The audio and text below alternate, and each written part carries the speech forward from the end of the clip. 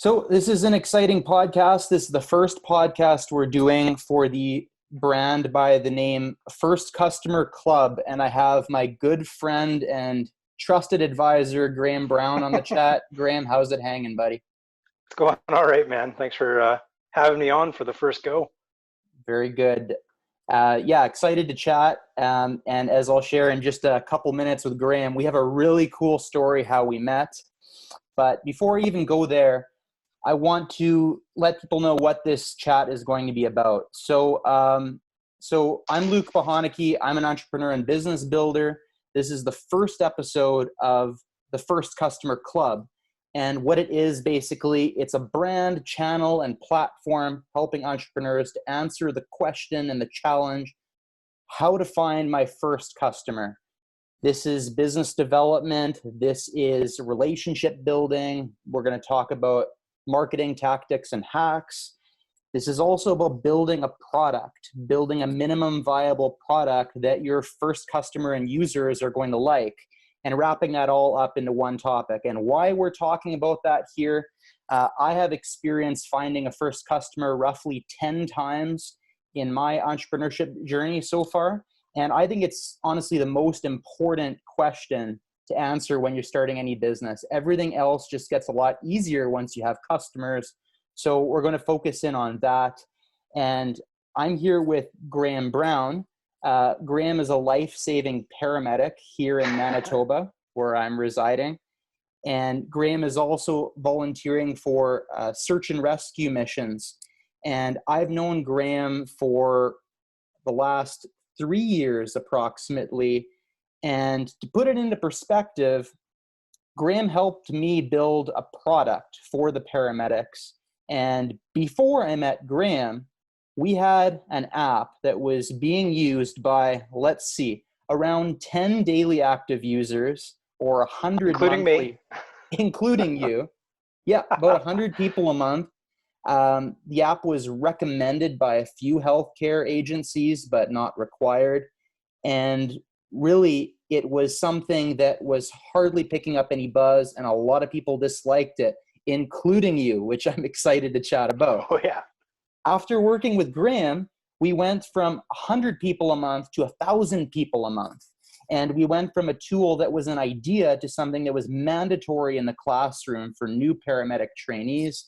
And we went from something that was easily complained about to it's hard to find a complaint today. So I can't imagine having this first podcast episode with anybody but you, Graham, because when I think about you and the work we've done together, it is at the epicenter of figuring out who your dream customer is, who your dream user is, and learning as much as you can. So you're a technology guy, you're a leader, and I'm really excited to have you on. So thanks a lot for joining me, and maybe share a few words about your background and how you got into EMS, paramedicine, and why you care about it as much as you do. Sure. Well, thanks for having me, man. And those are very kind words there.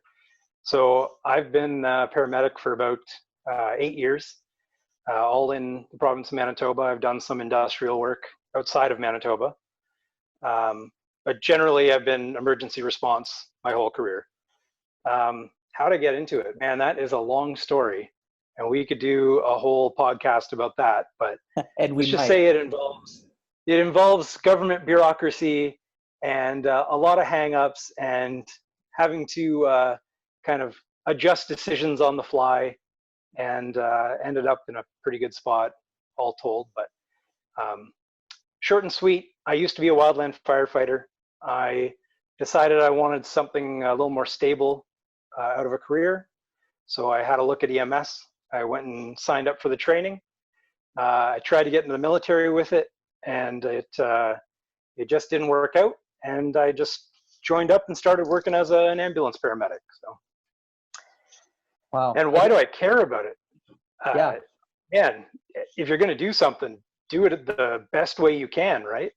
So that's kind of my philosophy about things. Is I don't like to do things half-assed. Except I do. Sometimes we all have failings, but I want to be the best at, a professional in what I do. So That's awesome. Well, I wanted to try to kick off every podcast with a couple themes, and one of the themes is to always have a quote. And I got one from Zig Ziglar: "When you help enough people get what they want, you have everything that you want." And I think that sort of applies here. Like, I can't think of a profession where you're helping as much as you do as a frontline paramedic, and especially during a time right now, COVID-19. So, immediate question there. Everybody, the outside perspective is that you would be swamped right now and that everything is overwhelmed. All services are overwhelmed. Utilization rates are through the roof. I understand through a private chat with you that it's not quite as busy as what the public would describe. And I just wanted to hear from you, because that's like the first thing about figuring out your customers. Don't have any assumptions. Just ask them. So how's it going from the inside with regards to COVID? Well, I can, from an anecdotal perspective, just from what I've seen, yeah, a lot of emergency calls are down. And I believe actually that was just recognized publicly by the province today. And the message there was to encourage people, don't be afraid to go to hospitals. If you're sick, if you need help, give us a ring. It's, procedures and protocols are in place to keep people safe. So, but it's true. It's, from what I've seen, calls have been kind of restrained. And even when we do get a call from someone, they'll kind of question whether or not they should be going. And, we'll have to sometimes convince people that, this is still an emergency. You still need some medical help. And, Right. and despite what's going on, that you should still come to the hospital with us. Yeah. And then, that's just from where my feet stand, right? All over the world, there's a totally different experience depending on where you are. So I've seen firsthand accounts from paramedics in, say, New York, where they're just going nonstop. And, every place is affected completely differently. So, right. Yeah. Yeah. So it doesn't hurt to ask the question, I suppose. Graham, so you and I, in tradition, kicking off podcast episode 1, before we dive into the weeds about how I know you, which is an amazing story, we both have a beverage here. So I chose a theme for this podcast series that my guest and I are always going to drink something extremely random that neither of us have ever had before, to kind of humanize it so we can share something together. So do you want to describe what you're looking at?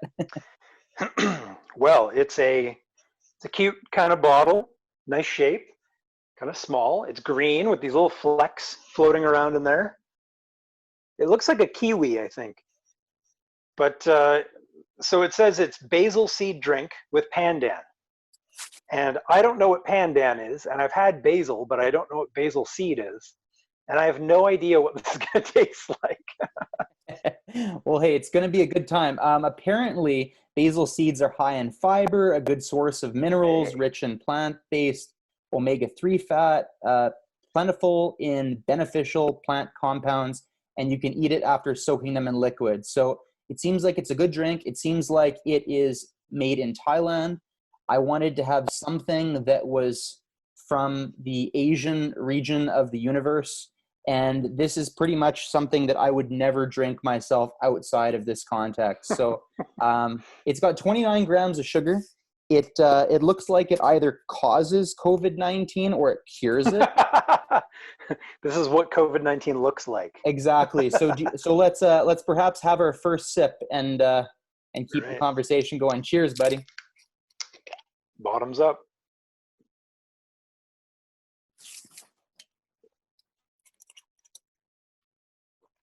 It's definitely a drink.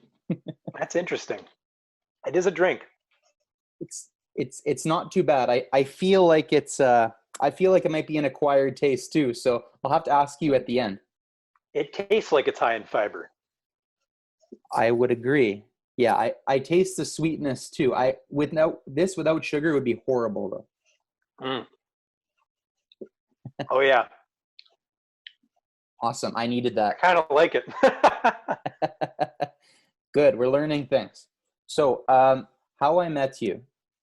I want to go kind of back and forth on this story, but just to give a quick spoiler as to how I know you basically because you thought the app, the first version of the Paramedic app, we released it October 2016, got a bunch of feedback. Some was positive, some was negative, and you were the first person to really tell me what it is. So do you want to do you want to set up the context as to where we were and what we were doing and who you thought I was? Sure. Okay, I'll set that up, but then you got to tell us how you came to that point. All right. Okay. So I showed up to my station for a night shift, and there's this guy sitting there talking to one of the other paramedics, and I had no idea who he was. And so we all started just joking around, and he seemed like he was meant to be there, and he was chit-chatting with one of my good buddies, so I just kind of assumed that he was with my friend. And my friend kind of indicated that he was from some kind of regulatory body or a representative of something. Maybe he was doing an audit. I wasn't quite sure, but my impression was he was meant to be there and he was doing something, and that's all I got. So and this guy was you, obviously, Luke. So the intention was you were going to come and ride out and just observe some calls with us. So we at one point were just sitting around chatting. I'm not sure, everyone else was kind of off doing something else, and Luke brings up the app and starts asking me about it. And I guess I had talked a bit about it before, and I had pulled it out a few times, and if you ask my coworkers, they could probably tell you that I can be pretty critical and pretty outspoken. So, and I thought that this app was garbage. I thought it was the biggest piece of crap. And I saw the second it was released, though, I was on it. I got the notice from the association.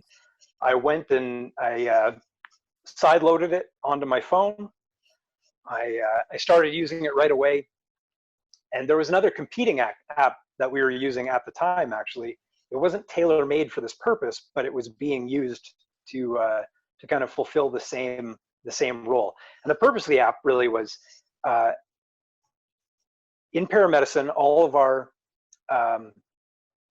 of our protocols and procedures are all written down. Obviously, they're set out as algorithms, and there are a lot of them, like thick binder full, and we're meant to memorize them. Well, at the time, we were in the beginning stages of a development in the profession where we were going to start changing, updating, using new skills, and getting new procedures.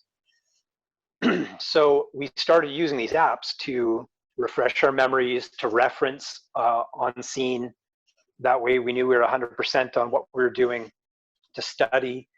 And we were trying to find the best thing that could just sit in my pocket and have all the information I need at my fingertips. So, right. Yeah. And we were brought in to basically build that. So we had built the thing that we thought was the best protocol reference guide, and something that could really be used on the fly. You don't have a lot of time to reference information. You were looking at binders of information. You can't open up a binder and see how to perform a particular protocol. You don't have time for that. So we tried to build a better mousetrap, and I started poking and asking you lots of questions about it. I asked you like 45, and you still thought I was that regulatory dude. And I was kind of wondering like why you were so interested in this app, and I thought maybe you were just someone coming to see how it was being utilized, and and whether it was the right thing for us. And, yeah. You, And you it weren't the guy I thought you were, but that's exactly what you were doing. is exactly what I was doing. And I was doing it undercover because you didn't know exactly who I was. So when I said, what do you think about the app? You basically felt comfortable to more or less say you thought it was shit. Oh, terrible. I tore it to shreds. Man, Yeah. how long did I sit there and just list just word salad, just a complete verbal diarrhea, and I just blasted everything about the app. I did say what the redeeming features were. Yeah. You I wasn't entirely negative. But it's a good thing that you didn't know who I was because I got a whole bunch of negative feedback, and that's a whole Hmm. separate topic because what you said made all the difference. And I think finally was when you posed the question, like, enough is enough. I'm being interrogated about this thing. I've just given it a half a star review. And I think you finally asked, like, why are you asking all these questions? And I think I just put it very bluntly with a smirk on my face because I built it. And I You think did. I think you paused for a few seconds because you're like, how do I take this? And you tell me if I'm wrong, but I think you basically said, well, I guess this is going to be an honest conversation now. Something like that. Yeah. Yeah. You gave me so much rope. My foot was planted firmly in my mouth. And once you revealed it, it was like, well, cat's out of the bag. We might as well just keep going down this road. Exactly. Yeah. So I think that the way that was done was actually very interesting because like when people ask for feedback about their new product or their new service from a customer or a user, and by the way, I'm going to use customer and user sort of interchangeably, but I do want to talk to you about the difference between those because I think that's also part of the story. But like in this situation, when you ask people, a lot of the time you just get people saying what you want them to hear. You get the lip service kind of thing. But Mhm. I asked in a way, in a context that you felt comfortable going the whole distance. If you would have known, I think I could have just said to you, like, hey, like, what do you not like about the app? Like, that's what I do now when I'm trying to get someone's feedback about a product. I'm, maybe I don't have the luxury of doing what I did with you, where it's like Mhm. you just didn't know who I was. But like I asked specifically, I was like, I want to hear like what's one thing that you could do better, and that's sort of another way to approach it. Yeah, I think the negative feedback there was really really cool because I remember later that same shift because we weren't very busy. You were drawing diagrams for me and saying, well, like here's how you'd make it better. Do you remember those chats? Do you remember talking about the Oh, tech and how to design the screens and everything of the app?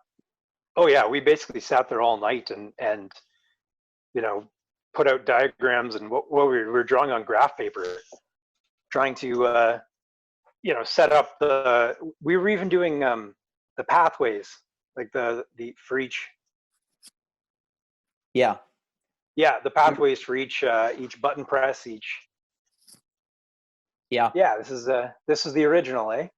Yeah. Yeah. It was very well marketed. As you can see on the screen here, the app looked good, looked polished, and without going into too much detail, what you see on the right is a particular design we did for paramedics to be able to go through the information. We thought it was a great idea at the time, um, but when we actually talked to the users, when we talked to people like you, Graham, we got totally different feedback. Um, and that's sort of, maybe now is just as good of a time as any to jump into it. Like, there's a difference between customers and users.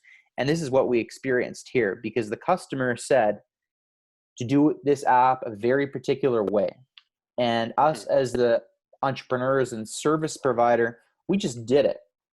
What we realized after is that the customer did not the customer was not currently active paramedics providing frontline patient care. So what they thought would be the best thing for the user, which was you, turned out to be wrong.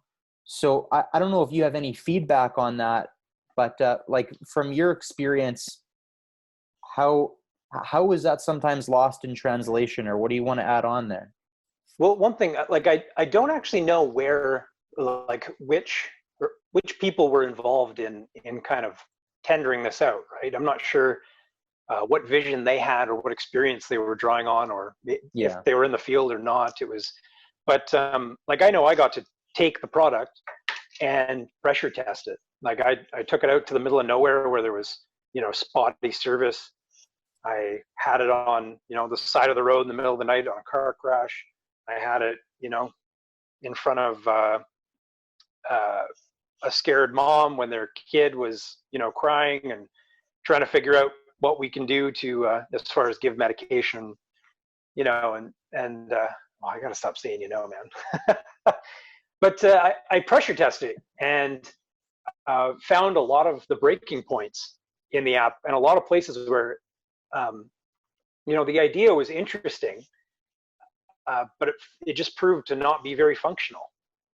And that was it. Like you can see if you pull it back up there, those white squares are cards. And just to give an example of one of the breaking points. So these white squares here above the yes and no buttons are cards, and you can swipe. Was it both ways? Yeah, you could navigate up or down through the algorithm by swiping left or right. Well, when you swipe, an animation plays to show the card flying out and the new card flying in. That delay in the animation was something I didn't need. What I needed was information right now, not to wait for it. And when I wasn't connected to, now I do know you didn't need to have an internet connection at all times. Am I correct on that? Correct. Yeah. But even then, I don't know if my phone was getting overloaded or something, but there were times where it would just lag like crazy trying to go through those cards. And then when we would try to, you know, navigate the information, you have to go through each swipe. There's a lag.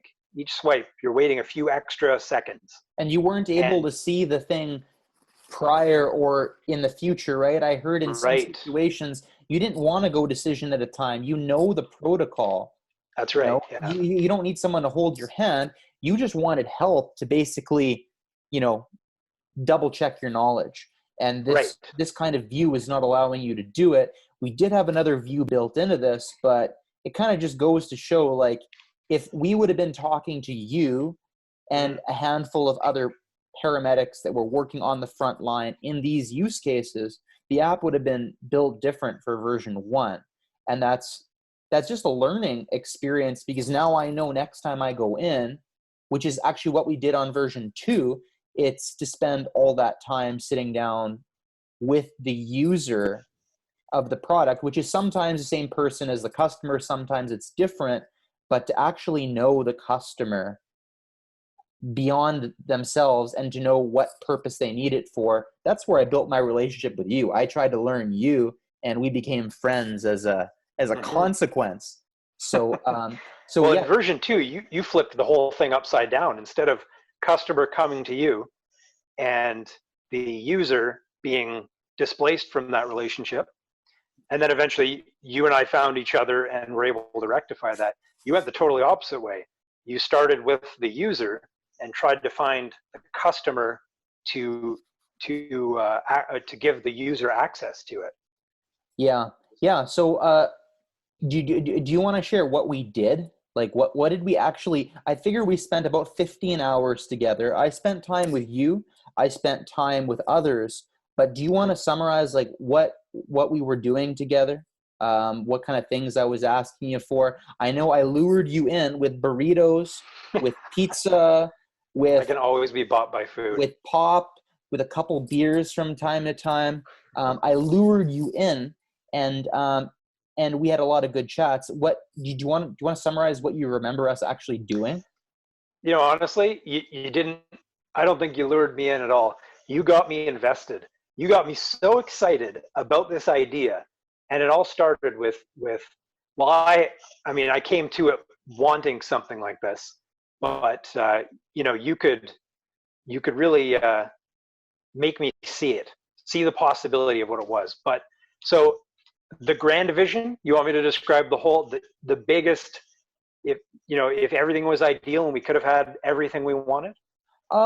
I don't think we need to dive into specifics. I just want you to share, like, what did we actually do? Like, what did we actually do when we got together? Were we playing tiddlywinks, or were we working, or what were we doing? Oh, I see.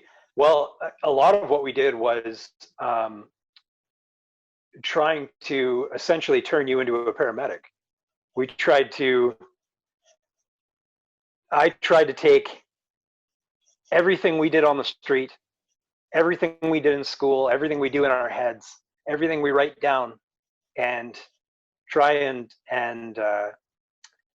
make it make sense and show you kind of, bring you into our world. So if I'm having trouble seeing here, but it looks like, okay, so I'm taking you through a few kind of assessment and documentation algorithms. It looks like We went through very specific scenarios, and in this picture, it's us going through. I believe we're going through the pericardial tamponade scenario, which right. I wanted to go beyond you just telling me. We started with like how this app should look, but we went beyond that, and like we went through scenarios, right? Like we built scenarios from start to finish using all the technical words, everything that would happen, everything that you would write down. I really tried to understand what you do, like a bird over the shoulder, without actually being able to be with you on the ambulance for the whole thing. And Totally.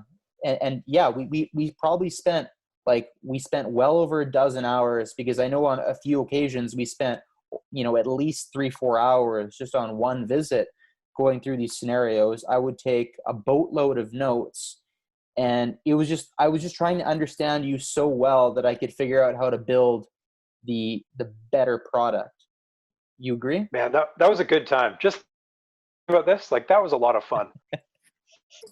Yeah, that was a really Just good trying time. to, well, you got to learn how paramedics work. I got to learn a little bit about how business and technology work.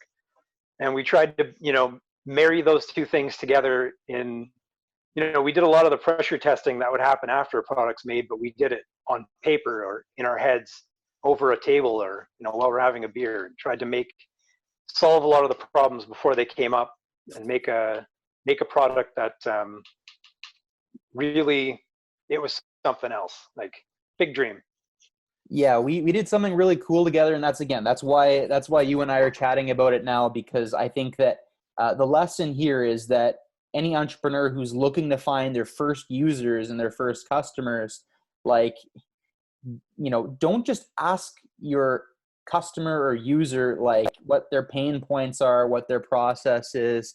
Like, watch them go through their pain points, watch them go through their process. You need to honestly become your user, become your customer. So biggest compliment for me is when someone said to me that, oh, you should go and, get your paramedic training, get your paramedic certification after this. What a great way to top it off. You already know half the terminology, half the treatments, half the protocols.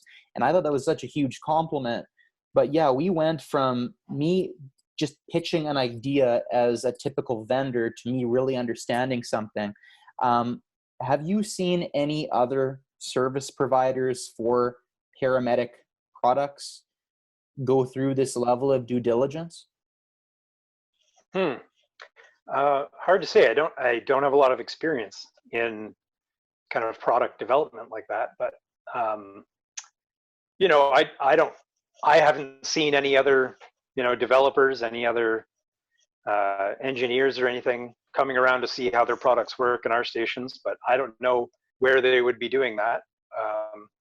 Yeah, I definitely do hear it happens, and when it happens, it's usually a successful product. Yeah. But I don't hear people doing it nearly as much as they should. Actually getting out on the front line, no matter what you're selling, whether it's a business to business or whether it's a business to consumer. So like actually being out there, I was on ride-alongs, I was in the emergency departments, and being able to see everything firsthand. Like I remember the hospital shift, I sat quiet for the first couple hours and just took notes and watched. And then after a couple hours, like I started to ask questions, and those questions had new insight and new meaning because I was watching it happen. And towards the end, that's when I would start saying, well, like, what if this system and this system could talk? And it was like mind blowing, the reaction I was getting from people. And I don't think I would have learned nearly as much if you would have just given me a list of bullet points and said, here's my typical shift. Being there, smelling the smells, seeing the sights, it meant something new and special to me. And like, I think every entrepreneur should be trying to figure out, like, how do they put themselves in the same spot that we did, learning from people like you? Well, and even if you approach, clients or users and ask them to tell you something, send out a survey, let's say, there will be a certain amount of bias that comes through it, and asking someone to talk about their experience is a totally different thing than seeing them experience it. Yeah. Right. So when you came out to see what we did and went to the hospitals and see how they worked, there was so much other stuff that maybe we're not even aware of in the moment, because we're just so wrapped up in what we're doing that if you'd never get a description of it, you'd never get an insight into it if you just asked. You'd have to actually come down and see it for yourself. And that's a big advantage of what you were doing there, was to see the real world. Do you think it was an advantage that I didn't come from the industry? The fact that I was an outsider? Or like, how do you think that would have been if I would have been like someone who knows as much as you do versus someone like myself? Like, I know there's pros and cons. I knew nothing going into it, so I was questioning everything. Maybe that was an advantage. But the fact is also that I didn't have the credibility kind of going into it, and maybe I didn't know enough to kind of tease all the information out. Do you have any thoughts about that? I think coming from the inside, you would, and trying to kind of innovate, you would always come with a lot of, I don't know if I want to say baggage or bias, but there's a certain amount of things that you're blind to or accustomed to that you may not be able to kind of have these lateral thinking moments, getting outside of the perspective of the provider, let's say in the case of a healthcare professional, where when you come from the outside, you're coming with such a fresh perspective. You have to ask about everything. You have to investigate everything that's going on. And, that may not be something that you would even think to do coming from the inside. So I think it was an advantage coming in with a clean slate and just having to learn it all as it is. That's the other thing. When we come in with training, we kind of have this idealized version of things. There's the perfect way something's done. And we, may be too self-critical. We may be too blind to the reality of what's actually going on instead of seeing things for what they are. So no, I think it's a huge advantage to come in from the outside and learn it as you're going, with that perspective of trying to do something, trying to create something. Yeah.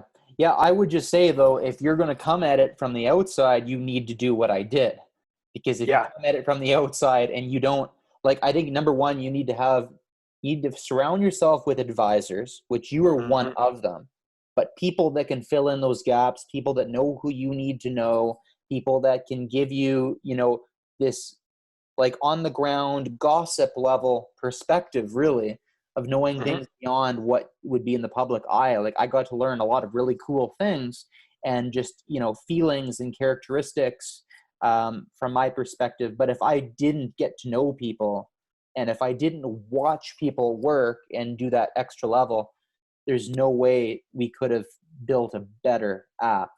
And that's what we did. Like, most of the paramedics in Manitoba use the product, and, we got lots of credit for doing it, but like, there was nothing genius about it. Like, we just listened to you and we asked you what you need. Right. And if I may say, like, the benefits of for me as the entrepreneur for what we did, it wasn't just building a better product, but that was part of it. Knowing what features to prioritize, knowing exactly what, you know, the user interface should look like, knowing how to improve the user experience. Like there's a lot of UX designers out there that are doing user experience, and maybe I shouldn't go like this. They're great, smart people. But like for me, like user experience, it's like the person that understands the most about how the user interacts with the product is the user experience expert. So I couldn't have done a better job at that than saying, here, you take the pen, go to that board and draw it. And that's exactly what we did in running through scenarios. So if I remember correctly, you were kind of surprised that the thing that we wanted, and when I say we, it was me, but I was kind of collecting the criticisms from all my colleagues. But the thing that we wanted was essentially a PDF that, you know, low tech, really simple, even though there are, you know, better, more sophisticated user interfaces that are available. But what we wanted was what we were accustomed to, which is something you would never know unless you came to talk to us, because it was the way our minds are set. We did it in school, we did it in the workplace up until that point, and it was just the way we were, you know, our setting, and it was just too difficult to change to another way of receiving the information. So, you know, and I remember when I said that, when I told you that, hey, just grab some PDFs and put them down here, you're like, ah, really? Like that's pretty, I mean, but when I explained it to you, it seemed to make total sense. yeah, and then we found ways to, you know, to build time saving into it. We made a PDF interactive. We added in a few cool features. We made sure to do it in such a way that would save time ultimately, and it ended up being lower tech than what we started with. You're totally right. Yeah, and we knew how to build it. We knew what to prioritize. Also, when I went to all my meetings afterwards to find, to find advisors, to find customers, to find advocates in the province, because one of the main things is we were just trying to get more adoption in Manitoba, to build a good case study to go and get customer number 2. That was a lot of it. Let's just build this up. So I had to meet with a lot of people, and being able to show them not only that I understand, but like with very specific examples that show we know how to solve this, we know how to make things more efficient, working with you, understanding a champion user to the level I did, made it easier to build pitch decks. It made it easier to talk about it. It made it easier to develop marketing materials. It made it easier to attract other people to the project. There was just numerous benefits to really knowing beyond pen and paper by actually watching you do it. Everybody started to notice, like when I would get into conversations, people knew that I was just smarter on the topic, and that made a big difference. So, you know, I owe that all to you. And again, all those pizzas and burritos I teased you. Well, I don't think you owe it to me, man. It's you made the effort to build these relationships, like you've been saying.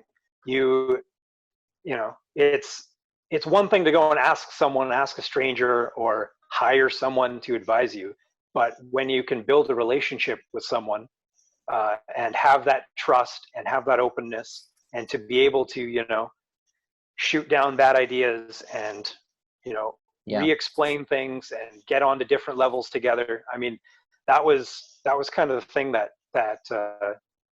kind of built us both up, because I know I learned as much from you as you probably did from me.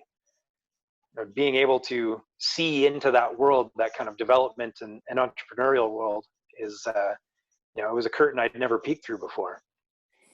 Yeah, we both had a blast doing it, and I wouldn't trade it for anything. Being able to, like, the fact that you became my friend, the fact that we put relationship first, meant that also when I was doing things or preparing for a presentation, it was amazing just for me to be able to text you or call you and be like, hey, is this the right way to say something? So again, from being outside the industry, that was extremely helpful. I'd be scrambling to get into a meeting, and I could just show you a slide in my pitch deck and be like, does this make sense? Is this going to pass the bullshit test? You know, and you'd be able to give some quick advice, some quick edits. So being able to have someone in your corner like that is invaluable. You never asked for $1 from me. And again, I can make jokes about burritos all day long, but people have the conception that you need to pay advisors money at any stage of the business to get their time and attention. Why do you think you were willing to invest what you did?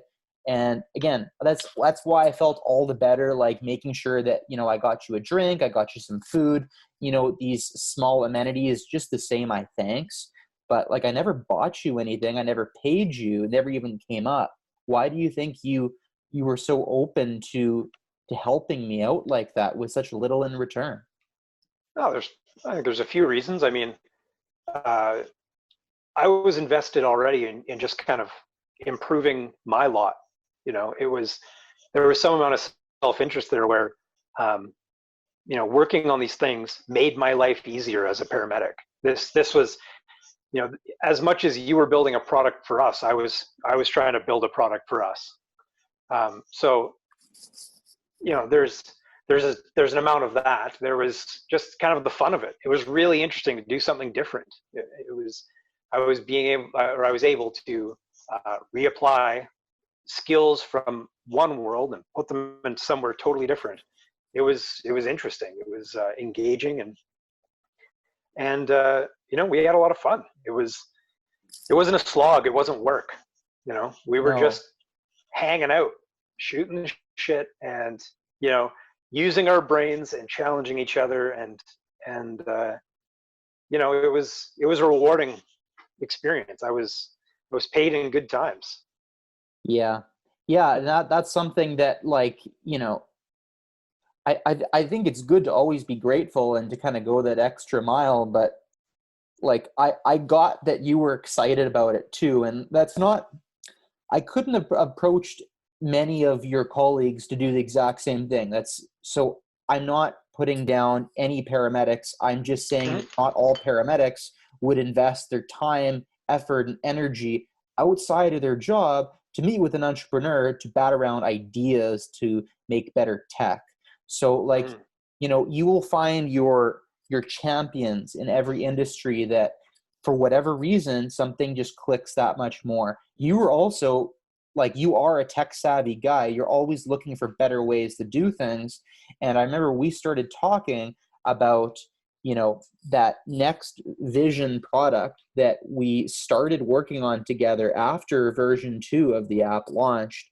You were just excited about the tech too. You were excited about the idea of never having to type or write a patient care report again. Like being able to use, you know, voice technology, being able to use machine learning, like you got that right away. And again, I think that's why this worked so well, is because like all this stuff made sense to you, you know, and you kind of clicked from a tech perspective. If other entrepreneurs were trying to meet like somebody like you, would you have any advice? Because like did I just luck out in finding you? Or like, do you have any advice for other entrepreneurs that like are trying to find someone who will help them understand an industry like deeply? Like how do you find Graham Browns? Well, like the best thing in saying that it's possible to find people, you know, like me, I guess, is that I'm not the only one that worked with you. There was, you know, there were times where we had 4 paramedics sitting around a table, different experiences, different career lengths, different training, and all kind of seeing the same vision and contributing. And, you know, I think that's the best thing to show that it's possible to find these people. But, you know, I think there is a certain amount of luck involved, because it was kind of happenstance that we ran into each other. You know, you happened to come on one of the days I was working. I was there. I mean, it was totally possible that I could have been out on calls all night and we wouldn't have had 2 seconds to talk to each other. So there is a certain amount of, say, luck involved, but you know, luck is really just being prepared to capitalize on an opportunity when it presents itself. So if you can keep your ear to the ground and get into the spaces where your champions will be, like, it doesn't matter what, say, industry or what environment you're looking for someone in, you just need to be there and be ready to capitalize on the opportunity when it presents itself. Yeah. Yeah, that makes total sense. Yeah, there were other people that helped out a lot in actually building the product. There's so many people to give shout outs to, but I just want to name a few of the people that actually helped build the product that's currently being used by many to save lives in Manitoba. Jason McDougall, Stefan Bazin, Marie Graff, Kyle Bosk, Jody Passia, Trevor Strom, Amanda Lilons. And the list really goes on in terms of the people who helped not only build version 2, but we had plans to do, something 10 times bigger. And that's what a lot of our effort went into doing, is building that next generation tool. That didn't work out. And that didn't work out for a couple reasons. And I think I should transparently share that. We spent a lot of time looking at, not just how to make something 10, 20, 30% better, but like how to absolutely knock it out of the park and change emergency healthcare technology forever. And I think it was the big vision, Graham, that really got a lot of people interested, because if I was just trying to build a better mousetrap, like the version 2 app, I've never seen an app that's as user-friendly for paramedics in the world as that one. But it's not rocket science what we built, and it's just incrementally better than what's out there. So I was always very excited about pitching people the vision about what could be next, and I think you were kind of interested about that. So I would say, if you really want to find people that will rally around you and your cause, you need to be doing something, you need to be proposing something that's pretty exceptional. Would you agree? I would think so. I mean, this vision was taking me from carbon copy paper into, the future, pretty much. We went from Stone Age to Star Trek in one jump. And it was exciting. It was so exciting. Like, if we could have made that happen, it would have been a huge change, huge improvement on how things are done, and how different areas in emergency healthcare work with each other. But yeah, you showed me a big vision, and then as we started moving towards it, we realized that there were steps that you'd have to take to get there. That maybe the MVP, the minimum viable product, something you taught me there, might be smaller. It's not the big thing, but it's just step one into getting to that grand vision. So you caught me with dreaming big, and then we figured out the more practical steps on the way there. Yeah, no doubt. So I won't go into crazy details about why it didn't work out, but at the end of the day, because the few decision makers in our community at the very top, despite the fact of all the excitement from people on the front line, all the people that would be using the product, all the people surrounding the industry, everybody was super excited, but the few people at the very top ultimately said no. And that's a story for another day. But essentially, one of the reasons why it didn't go on is just, is entrepreneurship burnout. Like, I pushed it for so long, and we had something that was so great here, and it was just such a difficult blow when we couldn't get the big sale we were looking at. It's not saying that we won't yet, but it was put on the shelf for a while. And it's sort of that experience, the experience of building version 1 and having built the wrong thing, basically, and then the experience of trying to sell the next generation tool and being told at the very end that there's no way it's going to be something that the leadership wants to implement, it kind of taught me a lesson, which I think if we're going to generalize is every industry. And there's a difference between customers and users. There's a difference between people that decide what tools should be used in an industry and those who actually use them. I think that this gap is something that is harmful for business. And I think it leads to less value, the fact that there's a disconnect. Just like any kind of disconnects, when you're playing the telephone game and you want something a certain way and someone's representing you and they don't know what you want, it can be challenging. Do you have any, how would you describe the difference between a customer and a user? And how do you think that someone like myself who's looking at building products for EMS or other industries, how should I think about that? Do I need to sell both? Well, I think your customer and your user can very well be the same person, right? If you're thinking of your customer is the one that's, I suppose in the simplest terms, the ones paying the bills, right? They're the ones that are making the decisions. Your users are the ones putting your product or your idea or whatever it is, putting it into practice, putting it to use. So, I'm sure every organization has a specific amount of disconnect. And I'm sure the larger the organization, the further or the greater the distance between a decision maker and the person ultimately using the product. So you kind of do have to make them both happy, right? You have to get through the door before your end user gets access to the product. So I'm sure it's a difficult balance to try and figure out, what the needs are at both ends of that spectrum, because there's obviously always budgetary constraints, there's time constraints, there's constraints in the feasibility of implementation. And you just have to kind of chart that path and try and walk the line between making them both happy. And if it's possible to make them both completely happy, then, you hit it out of the park. But what's that saying? There's three things you can have. You can have something good quality, cheap, or fast. You get two.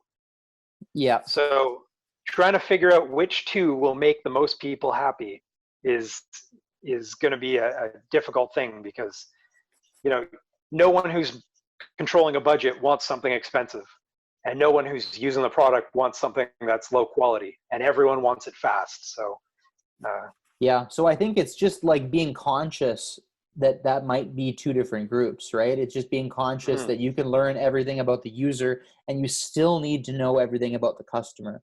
I don't think it can ever be a bad place to start learning about the user, because if you're going to make a pitch to a customer and you don't know the user, good luck.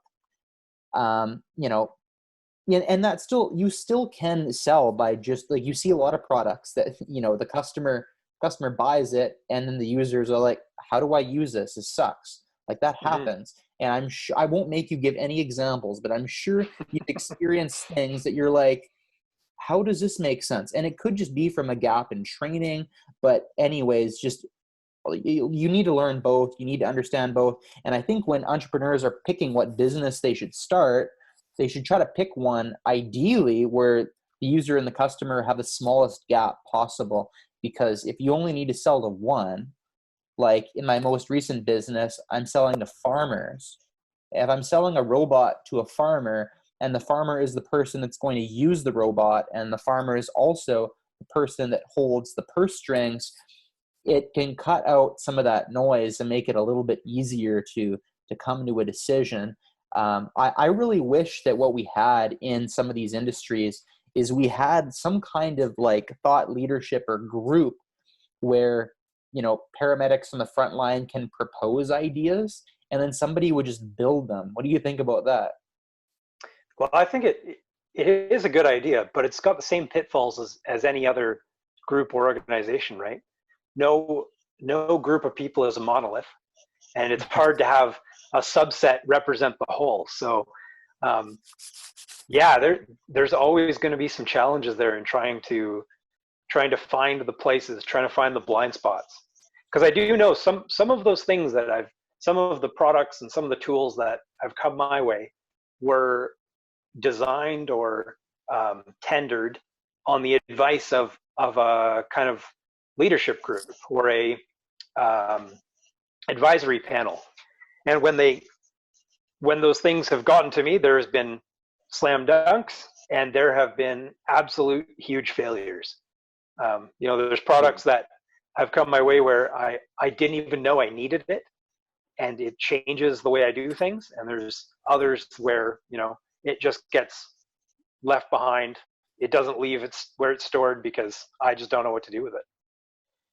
Yeah, makes total sense. Do you think there's from what we've done together and just from what you've done in general, do you think there's some kind of lesson that can be learned here in building great products? Do you think that we did something that you're that's something really good to do? Or if you were to build a product right now from scratch, is there something with regards to what we did that you think is that should be something that's done more often? What would be your secret lesson for building a great product? Well, I think the thing that was notable about what we did, and the thing that was kind of the force multiplier, let's say, the thing that made us effective at what we were doing was the relationship we were building. Like you said, you could flip me a text in the middle of the night or first thing in the morning or while you're going into a meeting to get advice on something. And if we had, say, a business relationship, I'm not sure that those would be things I would be willing to accommodate. But because we have a friendship, we're buds. It's not work. It's just helping my friend out. And I think and you know what, you've told me too about other relationships you've built, and you don't consider them business relationships. You consider them personal relationships, friendships, and having those kinds of connections with people has allowed you to get insight and communication that I don't think you'd be able to access otherwise. So I think that's kind of the lesson out of this one. Yeah, I couldn't believe it when I was trying to ask you to be on this podcast. We were going back and forth a little bit, and you said to me, you're like, sorry I took so long to reply. It was 3 hours. You're like I'm on a search right now. So it's you're searching for another human being and you're still telling me I'm sorry I took so long to get back to you. I'm like, man, I must have built a really good, deep respect kind of friendship. And we are friends, for the record, you and I are real buddies. We're not just saying that because we work together. You and I are legit friends. And I don't think everybody does business that way. I just think it's an advantage. And I think it's an advantage that if you're excited about what you're doing, you don't need to be a crazy extrovert to go out there and shake hands and kiss babies. Meet a few people that you really like and learn together. And as you see here, there is mutual benefit. If you were to say, because I think it's relevant to this chat and it's a humble brag, what did I do that you thought that I was the best at? Oh man. You have this, I don't even know what to say it or how to say it, but it's something I observed several times where, let's say, not in any negative way, but I would say you don't approach things with your own expertise, let's say. There's nothing that you're pushing off from. Your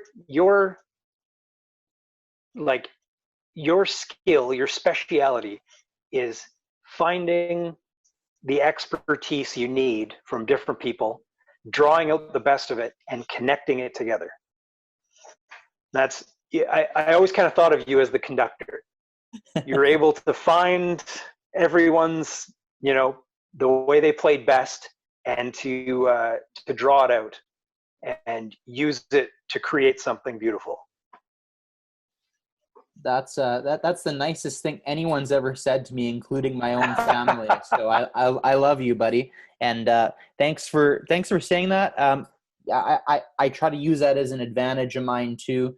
You know, and just being able to connect with people. It's such a soft skill, but I think it helps a lot, and especially when you're doing a new business that hasn't had proven value yet, and you're not a proven person, and you know. I can't just sell based on something super tangible yet. I need to sell something else. I need to convince people that don't have a super big reason to invest with me, in me, their time to do so. And I think that's where kind of, you know, personal relationships helps. And I always try to be very inquisitive, like try to just like, I like to ask why 1,000 times. Like I don't actually remind myself to do it. It just happens subconsciously. But I think it helps a lot, because if you ask why a few times, you end up getting to something really deep. And I've always enjoyed that in conversations. And we always had conversations that pushed both of us to think. And I think that's what I enjoyed the most about our work together. If I'm going to ask you the emotional side, thinking back on our work together, you know, there's two sides of it. There's what we did, and then there's the, you know, emotional feel goods.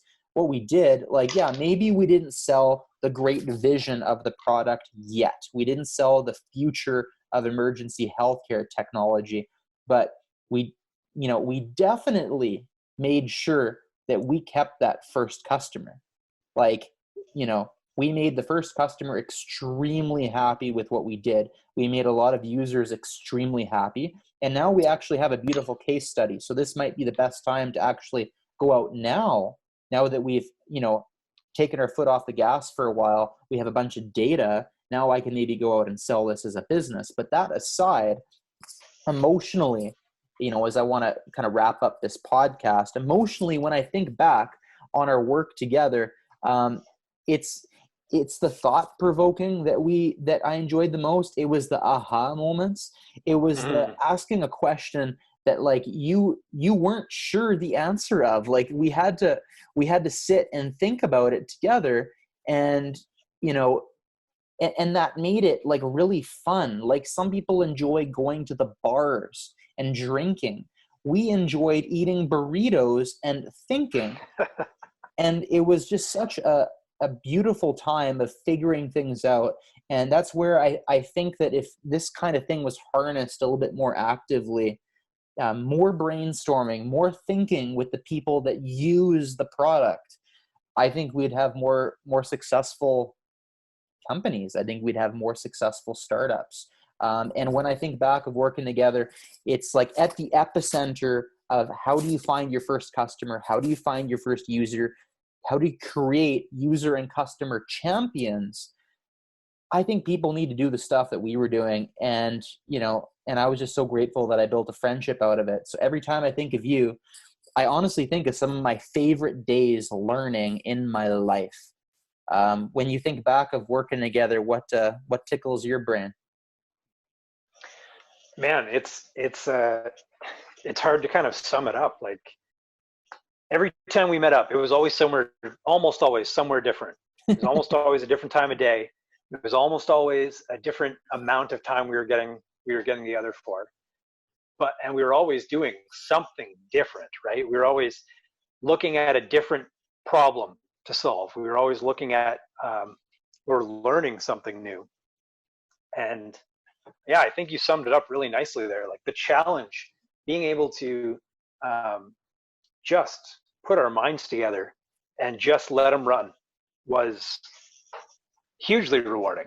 I mean, it's not something you get to experience in a lot of other places. You know, working through problems like this, I don't know about other fields, but I know in my personal life, my professional life, innovating isn't really the number one thing we do. But when you and I got together, it felt like we were innovating 100%. And we were in fifth gear the whole time. Like, yeah. you said that you were like one of the first people to download the app. I can only hope that I can figure out a formula how to meet people like you. Like really, it's finding your lead users, finding the people that are going to download your thing first, finding the people that are going to use your thing first, they're going to pay for your thing first. I think there's a whole separate topic and lesson on that. And yeah, it was just right place at the right time. But I also picked up on body language, and I saw that you stuck around when everyone else was, doing other things and got tired of listening to this new guy go on about this app.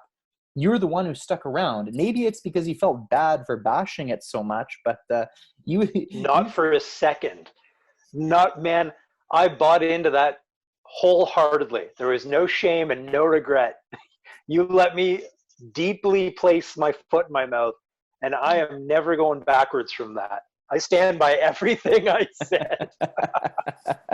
Well, if it wasn't for the things that you said, if it wasn't for speaking your mouth, we wouldn't have done this. I know you're a person that's an early adopter. I know that you're a leader when it comes to paramedicine happening in Manitoba.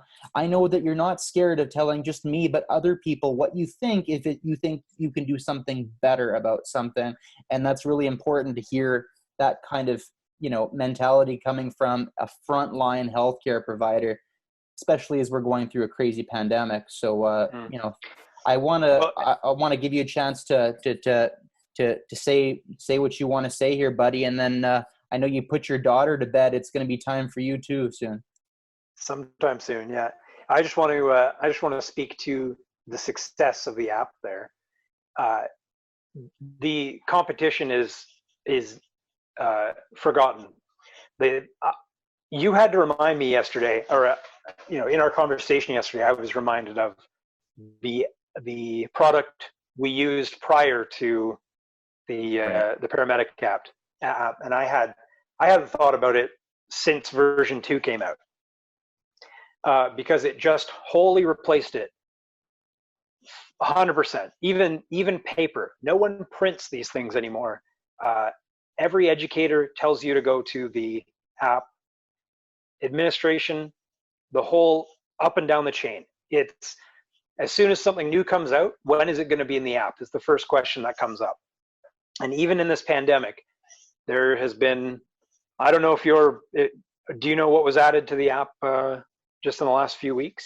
Yeah, good point. We added a banner to the app. Again, trying to think about the most efficient thing to do. This is a non-profit organization that actually put out the app. So we thought, what's the easiest thing we can do to spread the news about the specific protocols related to COVID-19? And there's a banner located at the bottom of the app that you can click on. It leads to a web-based layout, and that way, anytime a protocol is updated, it's not kind of hard-coded to the app. It remains fluid to whatever's on the website. So just adding a little banner. We know that app gets used. So like when we were asked to make that change, how fast can we do it, right? Well, and it's that little addition was really, it followed the kind of minimalist, the straight to the point style that we were looking for out of that product. Like you can see it really reflects the user, in that it gives you what you need when you need it immediately, and it's not complicated. So that product has continued to reflect itself and its users for how many years has it been out already? Because it feels like we've had it for my whole career. Yeah, it's this version of the app has been out since December 2017. So we continue to improve and iterate, and we'll see where it goes. The sky is the limit, as you and I kind of mapped out. I think that when you learn this much about an industry, when you learn this much about who your user is and what keeps them up at night, you have the chance to do something that's great. And you need to have these kind of collaborations. So next time that we, get our hands dirty, I'm going to give you a call and we're going to figure this out. And we're going to have a hell of a fun time doing it. Any final words that you want to share, Graham? And I guess anyone watching, just get out there, figure out who's actually using your products, and talk to them, learn who they are, and get to know them. 100%. Maybe you'll make a good friend on the other side. Accompanied with basil seed drink with pandan. We enjoyed our Chen beverage this evening. Graham's almost done his. I got basically backwash left here. Beating me. Jeez. But had a great time chatting, Graham. And again, this is a first episode of the First Customer Club. Thanks to those who tuned in. And thanks, Graham, for making the time. Thanks for having me.